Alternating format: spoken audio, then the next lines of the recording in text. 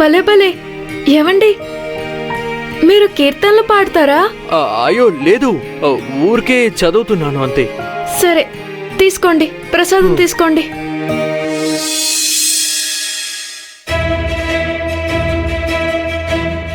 ఏవండి, నేను మీకు ఇచ్చేది ప్రసాదమే అయినా మీరు దీన్ని తీపి అనుకుని తినేయండి.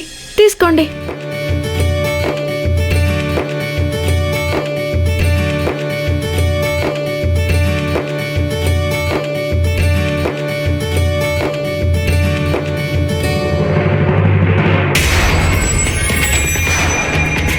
మరోసారి సకు తప్పించుకుంది.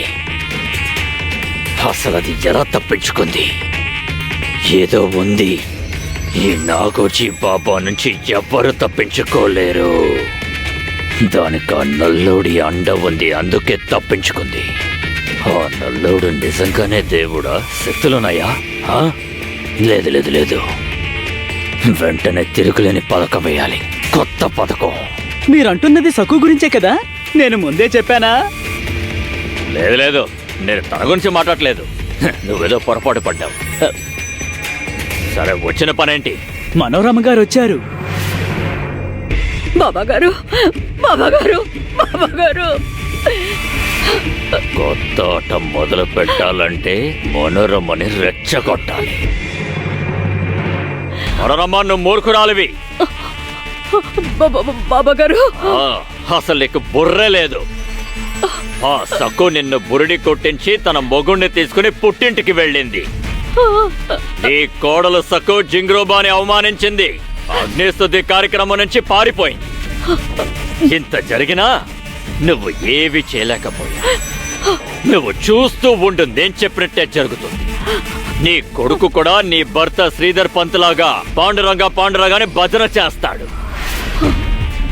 ఎందుకంటే సకు నీ కొడుకుని పాండురంగడి భక్తిలో ముంచేస్తుంది. ఇక నీ కొడుకు నాట్యం చేస్తూ పాండురంగడు కీర్తనలు పాడతాడు. ఆ సకు తులసి కోటని తల మీద పెట్టుకుని తెస్తుంది. అప్పుడేం చేస్తావు? మళ్ళీ ఇలాగే ఏడుస్తూ నా పాదాల దగ్గరికి వస్తావు. బాబాగారు, ఏం చేయాలో సెలవివ్వండి. నిజమేంటో మీకు తెలుసు. నేను నా సాయశక్తిలో ప్రయత్నించాను బాబాగారు. నువ్వు చేసావు మనరమా, కానీ చివరికి ఏం జరిగింది? నీకు అర్హత లేదు. మనోరమా, నా శిష్యురాలుగా ఉండే అర్హత నీకు లేదు. బాబాగారు, చేతికున్న తాయితే తీసేయి. ఇలా ఇవ్వమంటున్నారా మనోరమా? బాబాగారు, దిగండి బాబాగారు. బాబాగారు, అంత మాట అనకండి బాబాగారు. హరిచి గావు కాయకలు పెట్టడం తప్ప నీకు ఏమీ చేత కాదు. శక్తి సామర్థ్యాలు లేవు. వెళ్ళిక్కడి నుంచి. చూస్తారంటరా ఈవిని సాగరంపండి. బాబాగారు, బాబాగారు, నా మీద ఆగ్రహించకండి, క్షమించండి, దారి చూపండి. నీ కొడుకు నీ అదుపులో లేడు, మారిపోయాడు. వాడు తన పెళ్ళం కొంగు పట్టుకుని తిరుగుతున్నాడు. నువ్వంటే విలువ లేదు. బాబాగారు, నన్ను వెళ్ళిపోమ్మనకండి. మీరు ఇలా ఆగ్రహిస్తే నేను ఎక్కడికి వెళ్తాను చెప్పండి. ఇష్టం వచ్చిన చోటుకెళ్ళు. ప్రతిసారి వస్తావు, ఏడుస్తావు. వయసులో చిన్నదైనా నిన్నెత్తినెక్కి కూర్చుంది. నీ కొడుకుని లాగేసుకుంది. వెళ్ళ. ఇలాంటి భక్తులు నాకు అక్కర్లేదు. జీవితంలో ఎప్పుడు నీ మొహం నాకు చూపించుకో. వెళ్ళ.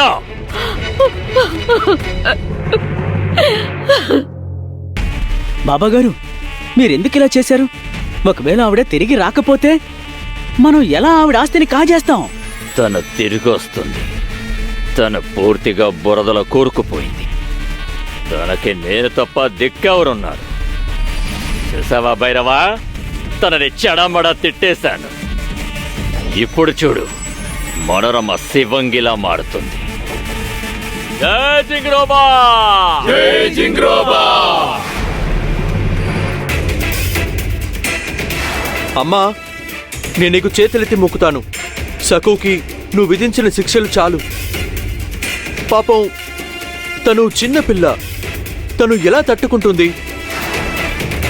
సకు ఇంటి కోడలు, కానీ తను వాకిట్లో ఉంటోంది. ఒంటికాళ్ళతో నైవేద్యం తీసుకుని బాబాగారి ఆశ్రమానికి వెళ్ళింది. అర్ధరాత్రి అడవి మార్గంలో అగ్నిదీపాన్ని తీసుకువెళ్ళింది. ఇలా తనిక ఎన్ని కష్టాలు భరించాలి? అమ్మా, నన్ను క్షమించు. నువ్వు సక్కు శిక్షని రద్దు చేయకూడదు అనుకుంటే, తనని పెరట్లోనే ఉంచాలి అని అనుకుంటే, నేను కూడా తనతో పాటే పెరట్లోనే ఉంటాను.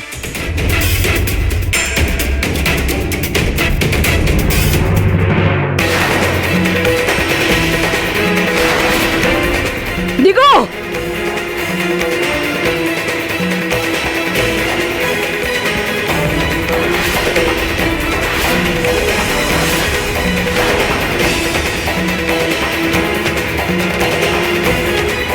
నా స్వరం విన్న తర్వాత కూడా నువ్వు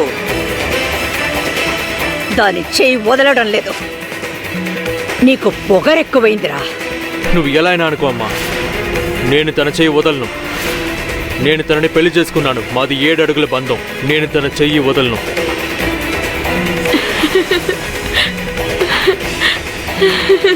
ఏయ్! నవ్వడం ఆపు. నువ్వు ఎవరిని ఎదిరించి మాట్లాడుతున్నావో తెలుస్తుందా? నేను చేసిన తప్పేంటో నువ్వు చెప్పమ్మా. నేను నిన్ను ముందే హెచ్చరించాను. నువ్వు సక్కుని ఇంటికి తీసుకొస్తే నిన్ను కూడా ఇంట్లోకి రానివ్వనని. నేను సక్కుతో పాటు ఇంటికి వస్తాను. మేమిద్దరం ఆ ఇంట్లోనే ఉంటాం. దిగు. నా కళ్ళల్లోకి సూటిగా చూసి నన్ను ఎదిరించి మాట్లాడే ధైర్యం నీకు ఎలా వచ్చింది? నాకు అసలు నువ్వంటే భయం లేదు. నాకు తోడుగా నా సక్కు ఉంది. నువ్వు మాతో ఉండదలుచుకున్నావో లేదో నువ్వు నిర్ణయించుకుంటే మంచిది.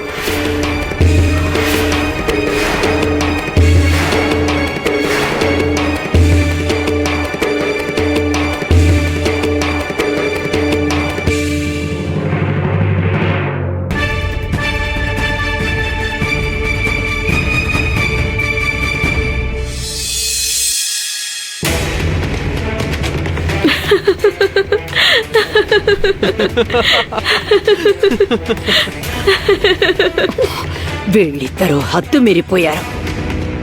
కన్నా కొడుకు కోసం నా ప్రాణం విలవెల్లాడుతుంటే వీడు పెళ్ళాం పుట్టింటికొచ్చి దాంతో కబుర్లు చెప్తున్నాడు.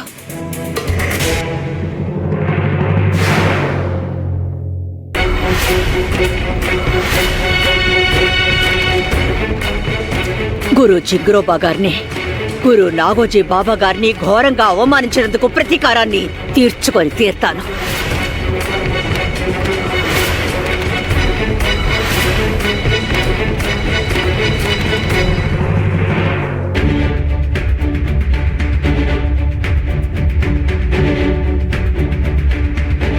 మీకో విషయం చెప్పనా అల్లుడు గారు?